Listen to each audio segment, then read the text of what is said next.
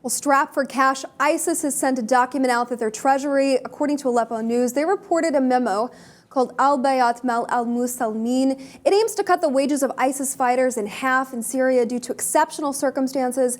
It was translated into English, and the order reads, so on the account of exceptional circumstances the Islamic State is facing, it has decided to reduce the salaries that are paid to all mujahideen by half, and it is not allowed for anyone to be exempted from this decision.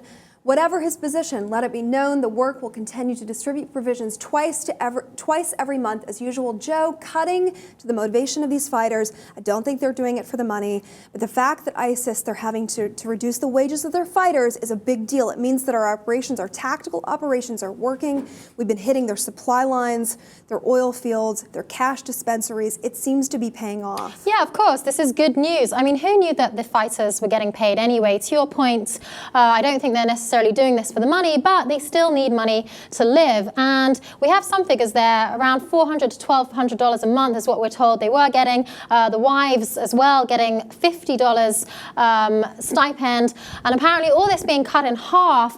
I will say that there's two things that spring to mind. First of all, obviously you're going to have fighters that are not very happy, families that are not very happy. They're going to be hungry, they're going to be less motivated to do a good job. But it also in turn has an effect on the fact that we're obviously causing them to have their resources diminished. And one of the biggest expenses listed is military upkeep. And so if in general their resources are being diminished to such an extent that they have to take those away from their fighters, it obviously means they're going to have less money in general to spend on things like military upkeep. That's absolutely right. But, you know, in terms of being hungry for ISIS fighters, they were taxing illegally populations, you know, selling women and children into slavery, assuming, you know, taking over oil fields. There was a one UN report that came out in 2015 alone. ISIS apparently made $40 million in oil revenue, illegal oil revenue. So the fact that Operation Tidal Wave is in effect, it's a U.S. coalition-based